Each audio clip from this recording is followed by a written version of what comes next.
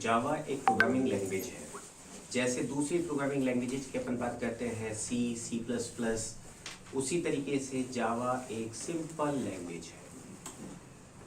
फिर जावा क्यों पॉपुलर है, जावा में ऐसे क्या क्या काम है जो कि हम कर सकते हैं। सबसे पहले अगर हम बात स्टार्ट करें कि जावा के अंदर क्या क्या काम किए जा सकते हैं, बेसिकली 4 तरीके के एप्लीकेशंस के अंदर हम जावा के प्रोग्राम्स को डिवाइड करते हैं। सबसे पहला डेस्कटॉप एप्लीकेशंस। डेस्कटॉप एप्लीकेशंस से हमारा मतलब है ऐसी एप्लीकेशंस, ऐसे प्रोग्राम्स जिनका इंटरनेट सर्वर नेटवर्क से कोई लेना देना नहीं है। जैसे नोटपैड, अगर हम नोटपैड में काम कर रहे हैं तो इंटरनेट से कनेक्ट होने की कोई आवश्यकता नहीं है। अगर हम विनजिप से में काम कर रहे हैं, हमें कनेक्ट होने की कोई जरूरत नहीं है। MS वर्ड में काम कर रहे हैं तो ऐसी एप्लीकेशंस जो कि सिंपल डेस्कटॉप पर काम करती है, जिसका इंटरनेट नेटवर्क या सर्वर से कोई रिलेशन नहीं होता, उनको डेस्कटॉप एप्लीकेशंस कहते हैं। जावा के अंदर हम अच्छे स्टैंडअलोन एप्लीकेशंस, डेस्कटॉप एप्लीकेशंस बना सकते हैं। हालांकि जावा को स्टैंडअलोन या डेस्कटॉप एप्लीकेशंस के लिए यूज में नहीं लिया जाता। क्यों नहीं लिया जाता वो अपन डिस्कस करेंगे, लेकिन बना सकते हैं। अगर हमारी कोई ऐसी रिक्वायरमेंट है कि हमें डेस्कटॉप एप्लीकेशन बनानी है जावा के अंदर, तो निश्चित ही हम अच्छी डेस्कटॉप एप्लीकेशन जावा के अंदर बना सकते हैं। ओके, सेकेंड टाइप की जो एप्लीकेशन हमारी जावा के अंदर बन सकती है, जिसके लिए जावा बहुत पॉपुलर है, वो है आपकी web applications. Web applications, web application से हमारा मतलब है इंटरनेट रिलेटेड एप्लीकेशंस। ऐसी एप्लीकेशंस जो कि इंटरनेट के ऊपर काम करती है। कौन सी ऐसी एप्लीकेशंस होंगी? कुछ एग्जांपल अगर अपन जनरल एग्जांपल लेके चले,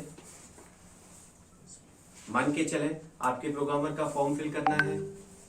आपके पास एक फॉर्म आ गया, आपने उसमें अपनी डिटेल्स फिल की, सबमिट किया। सबमिट करने पर ये डेटा कहाँ जाएगा? सर्वर के ऊपर। सर्वर के ऊपर कोई प्रोग्राम होगा, वो प्रोग्राम उस डेटा को निकालेगा, निकाल के आपके डेटाबेस के अंदर स्टोर करेगा, या और कुछ अगर मैचिंग करना है, पासवर्ड चेक करना है, वो सारा प्रोसेस किया जाएगा। ये प्रोसेस कहाँ होगा? सर्वर पे होगा। उसे हमने वेब एप्लीकेशन की कैटेगरी में रखा है। जावा के अंदर बहुत अच्छी वेब एप्लीकेशंस बनाई जा सकती हैं या बनाई जाती हैं। ऐसी एप्लीकेशन जो कि बहुत सिक्योर बनानी है, बैंकिंग एप्लीकेशंस, उन सबको जावा में बनाया जाता है। हालांकि जावा को वेब एप्लीकेशंस के लिए नहीं बनाया गया था, जावा को तो प्लेटफॉर्म इंडिपेंडेंस के लिए बनाया था। लेकिन धीरे धीरे जैसे जैसे यूज में आता गया तो हमने देखा कि जावा की एप्लीकेशन, जावा के अंदर बहुत अच्छी वेब एप्लीकेशंस हम बना सकते हैं। ठीक है, तीसरी टाइप की जो एप्लीकेशंस हम जावा के अंदर बनाते हैं, दीज आर एप्लेट्स।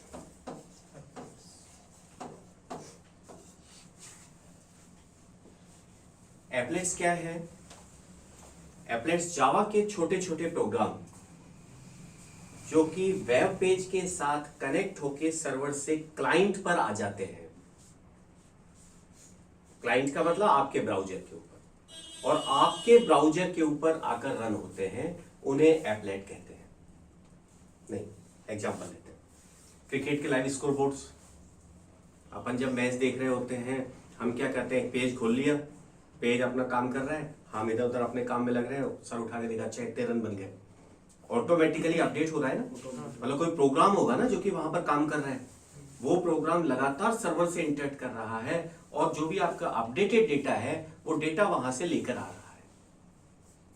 अगर हम जावा के अंदर काम कर रहे हैं तो वो एप्लेट हो सकती है। हालांकि देखिए, JDK 1.9 के बाद से, ये यहां पर 2-3 पॉइंट्स इंपॉर्टेंट है। जावा के वर्जन 9, JDK 9 से एप्लेट का सपोर्ट बंद कर दिया गया। एप्लेट को फेस आउट कर दिया गया, फेस आउट कर दिया। JDK 1.9 जावा के वर्जन 9 से इसको फेस आउट कर दिया गया, धीरे धीरे इसको बाहर की तरफ निकाल दिया गया। और JDK 11 से, JDK 11 जावा के वर्जन 11 से जेडीके फुल फॉर्म अपन देखेंगे, लेकिन अभी तो अपन मान रहे जावा का वर्जन 11 से एप्लेट का सपोर्ट बंद कर दिया। एप्लेट का सपोर्ट बंद कर दिया।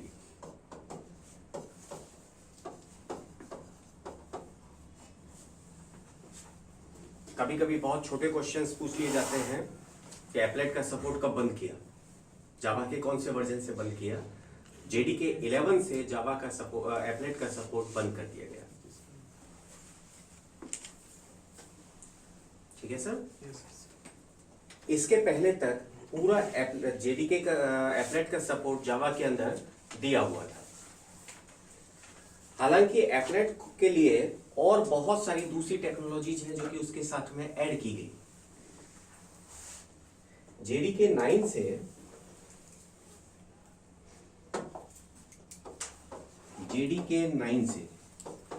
जे लिंक ऐड किया गया।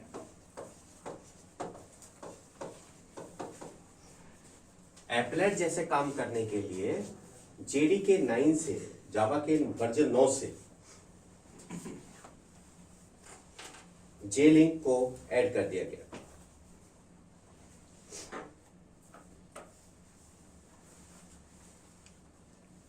और जेडीके 16 से जे पैकेज ऐड किया गया।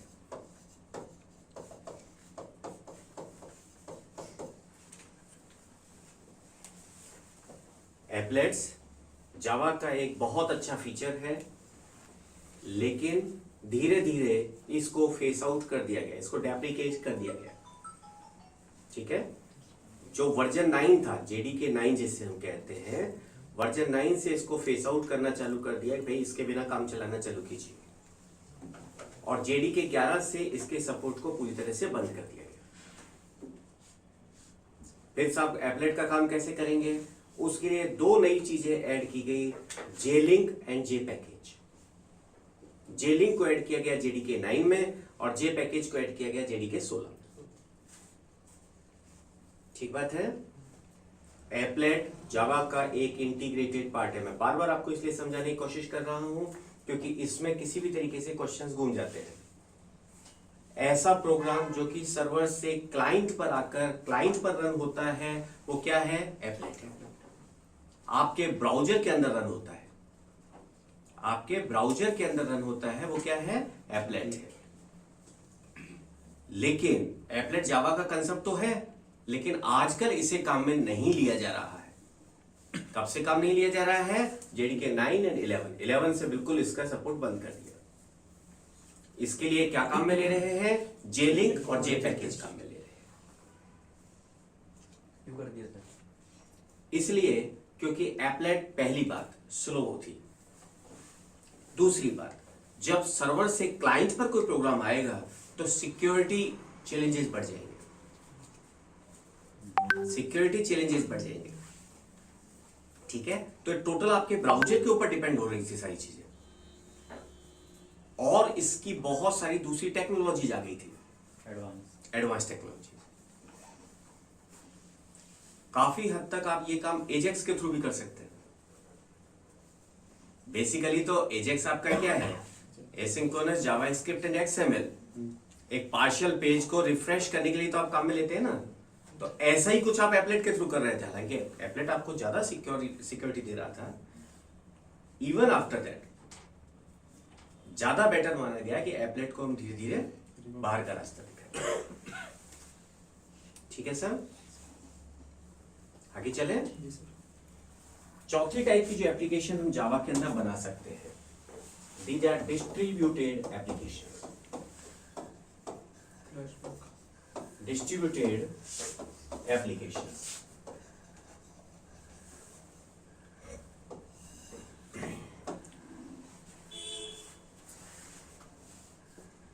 The application which is distributed over more than one machines are known as distributed applications.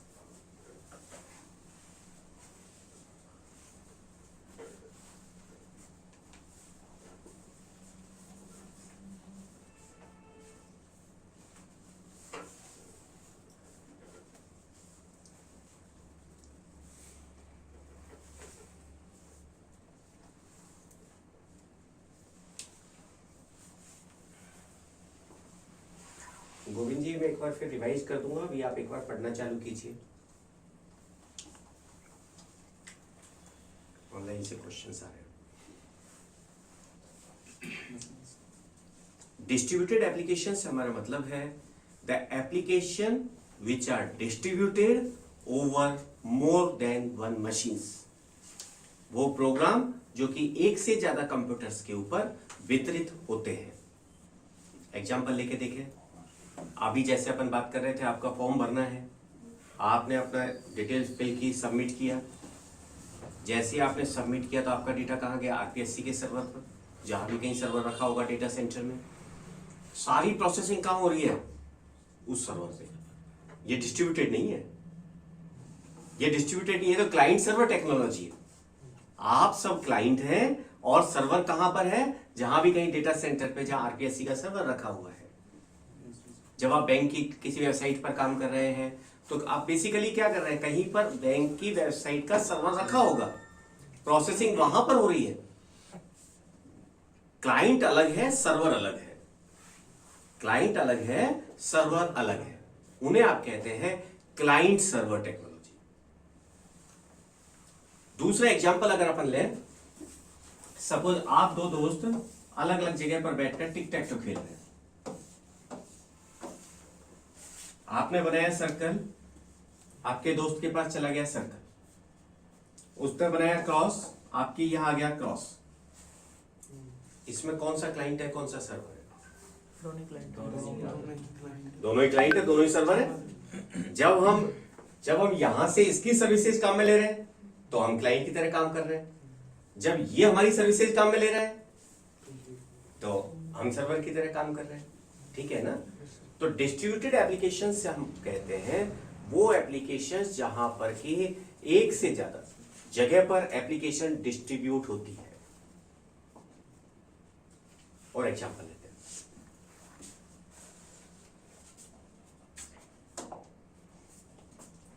मान के चले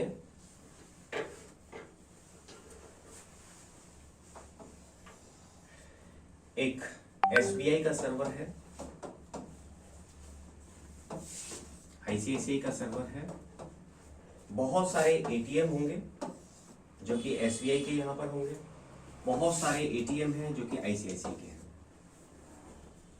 ठीक है, मान के चले एसबीआई 1, एसबीआई 2, एसबीआई 3,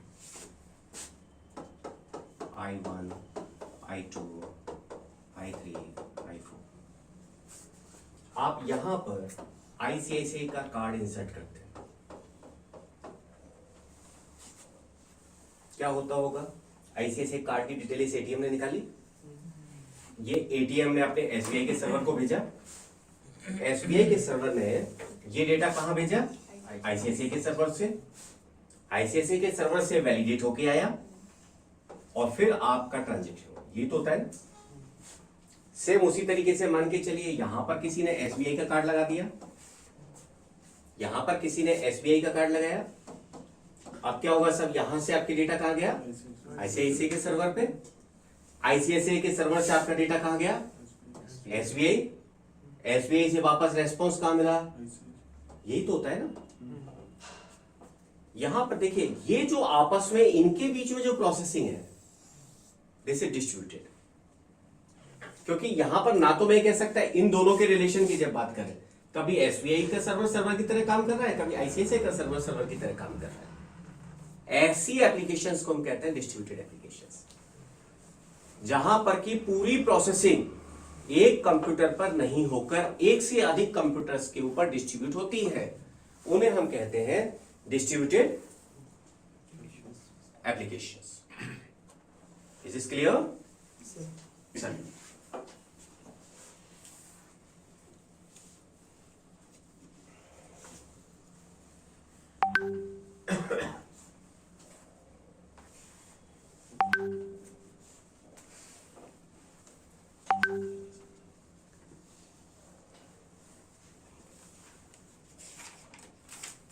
ठीक है भैया।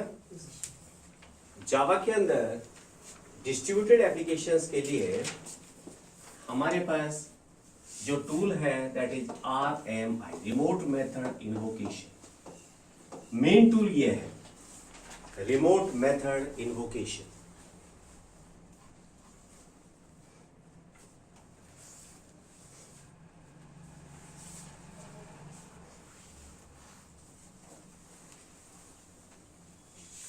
हालांकि धीरे धीरे जैसे जैसे अपन काम कर रहे हैं तो बहुत सारे RMI के ऊपर बहुत सारी लेयर्स आपकी बन गई है, लेकिन जो लोएस्ट लेवल पर जो टेक्नोलॉजी काम करती है जावा के अंदर डिस्ट्रीब्यूटेड एप्लीकेशंस के लिए, वो है RMI, रिमोट मेथड इन्वोकेशन।